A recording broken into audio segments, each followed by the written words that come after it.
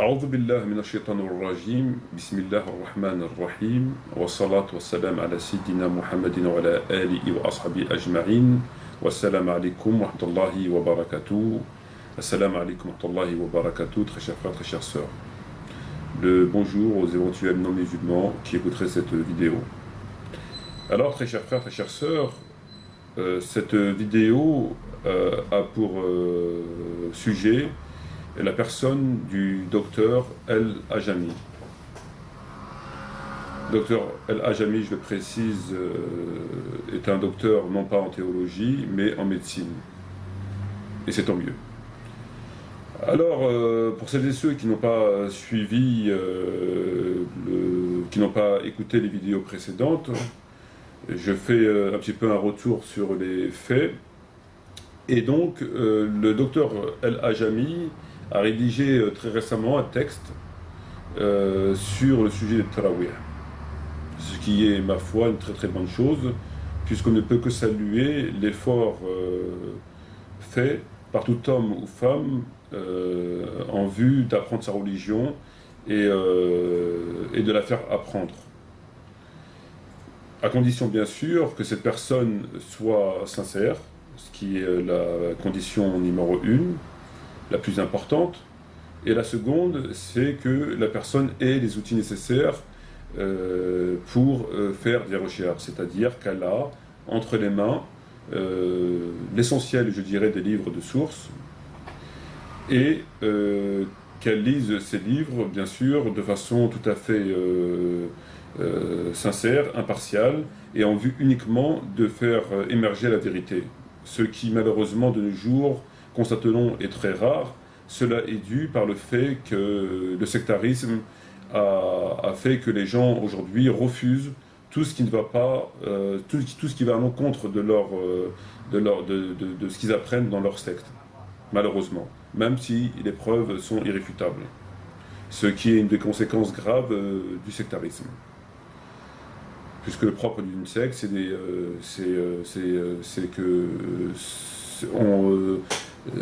nous qui avons raison, et le reste de l'humanité est dans l'égarement. Alors donc le docteur Ajami a donc rédigé un texte que j'ai lu, ce qui m'a motivé à faire cette vidéo, et non pas parce que une personne, en l'occurrence Ajami, a fait un texte, puisque je ne vais pas faire, il est bien évident que je ne vais pas faire une vidéo à chaque fois qu'une personne rédige un texte sur le Tarawih, mais qu'il n'a pas hésité à dénaturer la vérité, c'est-à-dire qu'il a essayé de sortir un hadith de son contexte afin de corroborer son analyse, en tout cas sa conclusion. Et ça, c'est une première. J'ai entendu beaucoup de réponses, beaucoup de choses incohérentes, etc. Et dans la plupart, j'ai répondu. Mais là, c'est une première. Et lorsque j'ai vu ça, ça m'a vraiment interpellé. Et c'est ce qui m'a motivé à faire cette vidéo, puisque je me suis penché sur la personne du docteur El-Ajami, et afin de savoir quelle était sa position en matière religieuse, notamment sur différents sujets qui font débat et qui font polémique, et le plus souvent les sujets que les hypocrites occultent ou alors tentent de déformer, comme c'est le cas de M. Tariq Ramadan, à travers le sujet du djihad, du hijab, de l'intégration, de la lapidation, de la polygamie, etc. Donc j'ai acheté ce livre qui s'intitule « Que dit vraiment le Coran » aux éditions SRBS, que je vous présente ici, afin de voir un petit peu la pensée de ce docteur. Et laissez-moi vous dire que j'étais extrêmement étonné lorsque j'ai constaté le degré de dénaturation et de mensonge. Donc à l'heure d'aujourd'hui, je ne suis pas du tout étonné d'avoir pris connaissance. Je ne suis pas du tout étonné du fait que Dr Ajami continue à dénaturer la vérité, à tenter d'altérer la vérité et les textes, et cela par différents moyens. Donc pour vous illustrer mon propos, pour vous donner la preuve de la véracité de mes paroles, j'ai sélectionné un sujet. Il y en avait plusieurs, mais le temps qui m'est imparti est assez réduit et assez court. il s'agit du sujet de frapper les femmes. Donc je vais vous donner les extraits de son livre et on va les analyser ensemble pour faire un résumé et voir le cheminement de son analyse et que penser de son analyse, si analyse il y a. Alors, lorsque je prends la page 36 de son livre, il dit « Concernant le mariage, le Coran prône le respect mutuel, l'amour, la compassion, l'entraide. Il paraît difficilement envisageable que dans ce contexte, qu'il ait pu prescrire d'une façon ou d'une autre le fait de frapper ses épouses, le fait de frapper les femmes. » Donc le docteur nous dit, constatant que le Coran appelle à l'amour, etc., il lui paraît inconcevable qu'en même temps il autorise l'homme à taper son épouse. Donc c'est à la page 36, j'ai pris acte de cette information. On fera l'analyse à la fin. Ensuite, le docteur nous dit, à la page 39 de son livre, il nous fait une analyse linguistique du mot frapper, c'est-à-dire du mot varaba qui est dans le verset concerné, qui nous concerne à présent, de la sourate 4, verset 34, qui dit « Quant à celles dont vous craignez l'infidélité, exhortez-les, faites-les à part et frappez-les si besoin est. » Alors au sujet du mot frapper, qui veut dire varaba en arabe, qu'est-ce qu'il nous dit le docteur? Le docteur nous dit, effectivement, frapper est un des sens possibles de la racine verbale varaba.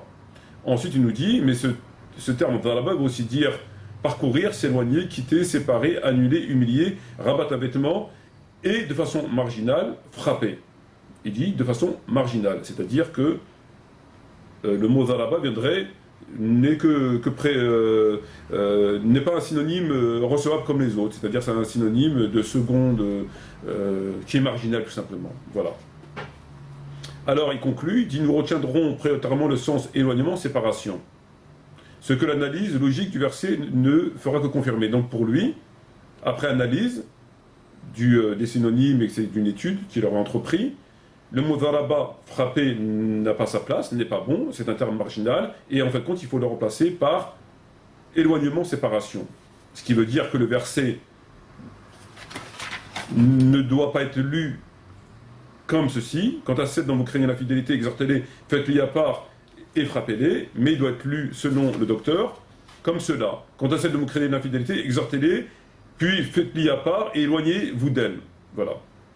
Ensuite, ce qui nous dit le docteur, c'est que à la page 41, il nous dit, alors je cite, le prophète Mohammed avait expressément interdit de frapper les femmes, donc le prophète a interdit de frapper ses femmes, il dit en effet, en une tradition authentifiée, il a dit, lequel d'entre vous qui oserait donc frapper sa femme comme il frapperait une esclave alors que le soir il signerait avec elle. Donc pour le docteur Ajami, le prophète a interdit de taper ses femmes, au nom de ce hadith qui est authentique.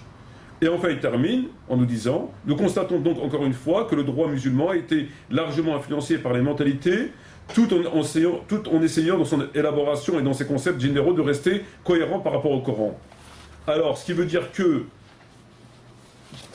la mentalité des Arabes de l'époque était que la compréhension du mot de ce verset a été influencée par leur mentalité. C'est-à-dire comme ils avaient une mentalité de gens qui tapaient leurs épouses, donc lorsqu'ils ont vu le mot zaraba dans le verset, ils l'ont immédiatement compris comme frapper. Vraisemblablement, il insinue que c'était des gens qui avaient l'habitude de taper leurs épouses, c'était normal, ça faisait partie de leur tradition et voire même de leur gène. Voilà. Donc tout cela est dans son livre que je vous présente ici, vous pourrez le vérifier vous-même. Alors maintenant, on va faire l'analyse de tout ce qu'il dit, point par point, et voir que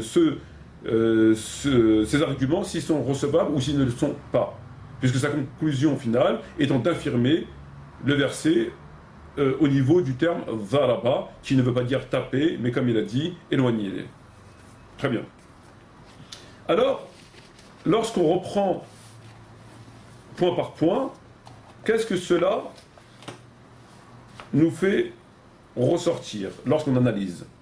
Premièrement, le docteur nous dit que du fait que le Coran appelle à l'amour, il ne peut aussi appeler à frapper ses épouses. Pour lui, c'est une incohérence, ça ne tient pas la route, c'est pas logique. Donc il fait un ijtihad. Un ijtihad qui n'est basé sur rien, qui est basé par le fait que s'il appelle à la paix, il ne peut pas appeler à la guerre. Alors que le Coran appelle à la paix, mais il appelle à la guerre. Le Coran appelle à la justice. Le Coran autorise la peine capitale. Le Coran autorise la flagellation, etc., etc. Donc, il n'y a pas de contradiction avec des lois pénales qui sont la flagellation, la peine capitale, etc. Et le fait de réprimander une injustice, de réprimer une injustice par le fait de frapper son épouse si besoin est. Je ne vois pas du tout où est la contradiction. Il faut savoir, bien sûr, que c'est le dernier recours. Je ne sais pas, une épouse qui insulterait son mari, enfin, bref. Donc, il n'y a pas de, à mes yeux, c'est une stupidité que de dire une chose comme ça. Surtout lorsque surtout lorsque c'est pour affirmer un verset. On veut affirmer un verset coranique, un verset, avec une stupidité. C'est-à-dire que c'est même pas un élément sérieux, un élément tangible, un élément concret, un élément qui a un sens. C'est rien, c'est creux, c'est vide, c'est nul. Ensuite, que nous dit le docteur? Il nous dit que il nous fait une analyse linguistique du mot dharaba. Donc d'après lui, ce mot a plusieurs synonymes, dont entre autres parcourir, s'éloigner, etc. Et que le mot dharaba lui-même est un mot marginal, il faut l'écarter. Et qu'après analyse, il a retenu le fait de l'éloignement. Très bien. Donc c'est pas taper, mais éloigner. Alors ça, encore une fois, pour moi, c'est ni plus ni moins qu'un mensonge. Un mensonge, puisque je ne vois pas comment on peut avoir un minimum de sincérité et dire des choses aussi fausses.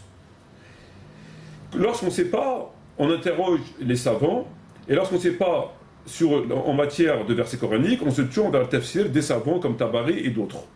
Lorsqu'on se tourne vers le tafsir de Tabari du Coran et de tous les autres savants, je dis bien tous les autres savants, on pourra lire entre autres, je dis bien entre autres, que Ibn Abbas a dit au sujet de ce verset, il a des herbes dans sa couche, si elle vient à lui, tant mieux, sinon Dieu te permet de la frapper, mais sans redoubler le coup, ni de lui casser un os. On pourra lire aussi, par exemple, les commentateurs précisent que tous que les coups que le mari est en droit de donner dans ce cas à sa femme ne doivent pas être violents, etc., etc. Je tiens à rappeler que tous les commentateurs du Coran, je dis bien tous, ont expliqué le mot dharaba par taper. Les seuls qui veulent lui trouver un autre sens, c'est ce docteur-là et les gens tels que Tariq Ramadan, qui en réalité ne cherchent rien d'autre que de plaire aux kuffars, aux mécréants, puisque le kuffar, ça les dérange. Alors ils essayent de trouver des nullités, ils essayent d'altérer les textes pour en arriver à une conclusion qui serait acceptée par leur maître, les kuffars. C'est uniquement ça, puisque sinon on ne peut pas arriver à des choses aussi absurdes. Surtout quand toutes les sources sont unanimes sur la question. Et c'est le cas sur le mot dharaba. Ensuite, si on va plus loin dans la réflexion, qu'est-ce qu'on peut se dire? Si on va dans le sens que le mot dharaba signifie non pas frapper, mais éloigner. Donc on sait que le verset en question dit, quant à celles dont vous craignez l'infidélité, 1. Exhortez-les, 2. Faites-les à part, 3. Frappez-les. Mais selon la théorie et l'analyse, entre guillemets, du docteur, cela voudrait dire autre chose, et donc voudrait dire, exhortez-les, faites-les à part, ou éloignez-vous d'elles. Mais c'est pas possible, parce qu'on aura une répétition. La répétition, elle est dans Dieu a dit, exhortez-les, faites-les à part, et éloignez-vous d'elles. Parce que lorsque Dieu dit, faites-les à part, cela sous-entend un éloignement. L'éloignement n'est pas que dans le lit, il est aussi au quotidien. C'est-à-dire ce qu'on peut considérer aujourd'hui, le mari boude dans la demeure, il fait la tête à sa femme par rapport à son comportement. Donc c'est un éloignement, c'est pas qu'au lit, c'est pas à la sortie du lit, ils sont main dans la main, etc. C'est pas du tout ça, c'est un éloignement général. Donc, c'est évident, il ne s'agit pas que dans le lit. Donc cela voudrait dire, alors Dieu a dit exhortez-les, faites-les à part, éloignez-vous d'elles, et éloignez-vous d'elles. Donc deux versets qui voudraient dire la même chose. Ça n'a pas de sens. Ça n'a absolument aucun sens. Donc c'est complètement faux et ridicule de dire des choses comme ça. Ça n'a aucun sens, et d'ailleurs, ils sont les premiers à dire des choses aussi graves, puisque là, il est en train de dénaturer un verset. C'est quand même pas rien. Ensuite, il nous dit que le prophète Mohammed a interdit de taper ses épouses, au nom du hadith qu'on a lu tout à l'heure. Mais le prophète n'a jamais interdit de taper ses épouses, puisque d'après le Sahih de Muslim, le prophète a tapé une fois Aïcha, lorsqu'elle avait suivi. Et Aïcha a dit, il m'a tapé si violemment sur la poitrine qui m'a fait souffrir. C'est un hadith que vous pouvez trouver dans le Sahih de Muslim. Et d'ailleurs, le prophète n'ira jamais à l'encontre du Coran. Donc le prophète, bien sûr, il a exhorté les musulmans à ne pas taper leurs épouses. Mais il leur a pas interdit. Il aura simplement, il a exhorté à ne pas les taper dans le hadith, il n'interdit pas, il dit lequel d'entre vous oserait-il taper sa femme comme il frapperait une esclave, etc. Il ne l'a pas interdit. Puisque l'interdiction, dans la compréhension de ceux qui ont un minimum de science, est toujours soulignée. Parce qu'il y a l'interdiction, il y a la recommandation, il y a l'interdit, il y a le blâmable, il y a le déconseillé, et il y a le fortement déconseillé, etc. Donc il y a une échelle. Et l'interdit est toujours apparent. Il est toujours très... il s'exprime, l'interdit. L'obligation s'exprime, l'interdit s'exprime. On ne doit pas le chercher dans les textes à travers le verset où il est interdit, etc. Et là, le prophète n'a rien interdit du tout, il a simplement... il exhorte les musulmans à ne pas taper leurs épouses. Voilà, puisque probablement il devait les taper et que le prophète, ça lui déplaisait, mais il ne l'a pas interdit. Et enfin, et pour terminer, le docteur nous dit que la compréhension du mot dharaba vient du fait que les Arabes de l'époque tapaient leurs épouses, donc ils l'ont compris comme c'est le terme. Donc en fait, c'est des idiots. Ils ont compris le terme dharaba non pas par science, comme Ibn Kathir ou Tabari, qui l'ont expliqué dans le fait de frapper son épouse, donc de pas frapper son épouse, et tous les commentateurs le disent, mais ils l'ont compris parce qu'ils tapaient leurs épouses eux-mêmes. Donc ils se sont laissés influencer, ils se sont laissés guider par leur passion, par leur gêne, et donc ils se sont dit, bah, tiens, pour nous on a bien tapé, donc c'est tapé. Donc c'est une insulte vis-à-vis des savants arabes et des gens qui sont évertués, essayer d'expliquer le Coran, etc., etc. Voilà. Voilà donc un exemple de dénaturation du docteur El-Ajami, lequel se permet ensuite de venir rédiger un texte sur le tarawih dont il ne connaît strictement rien, et essayer d'annuler un hadith qui le dérange et qui en dérange d'autres, pour le sortir de son contexte et le attribuer à une histoire qu'il a tout simplement inventée. Voilà, et il continue, vraisemblablement, c'est des méthodes tout à fait courantes chez les personnes comme Ajami, comme Tariq Ramadan. Il n'hésite pas une seule seconde à manipuler, à déformer, à tordre les textes, à altérer les textes, à dénaturer les textes, etc. pour en arriver à ça. Et c'est toujours les mêmes sujets. Alors, en ce qui concerne Tariq Ramadan et Ajami, c'est lorsqu'il s'agit du voile, du hijab, du jihad, de la lapidation, de la polygamie, ça devient des très gros menteurs. Et puis, lorsqu'il s'agit de Tarawih, ben, on essaye, comme il a fait, voilà. Donc, je vous donne un exemple très clair et je vous mets en garde par rapport à ce que vous lisez, à ce qu'on vous dit. Faites attention à ce que vous lisez et analysez toujours. Donc je vous remercie de votre attention et je vous dis salam alaikum wa rahmatullahi wa barakatuh et j'espère à bientôt, Inch'Allah.